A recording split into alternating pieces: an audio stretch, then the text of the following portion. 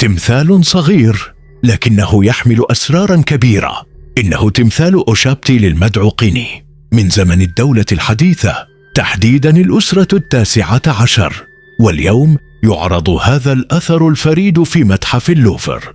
التمثال مصنوع من مادة الكالخيت، وهي مادة نادرة الاستخدام، ويظهر تطورا واضحا في شكل الأوشابتي، فبدل هيئة المومياء المعتادة نراه يرتدي ملابس الحياة اليومية، وعلى رأسه غطاء الرأس المصري الذي يرمز للهيبة، يداه في الوضع الأوزيري. لكن الجديد هنا أنه يحتضن طائر الباء بين ذراعيه. النقوش منقوشة في عمود رأسي على المئزر، وصفوف أفقية حوله. تمثل هذه النقوش الفصل السادس من كتاب الموتى، ويبلغ ارتفاع التمثال حوالي 33 سنتيمترا.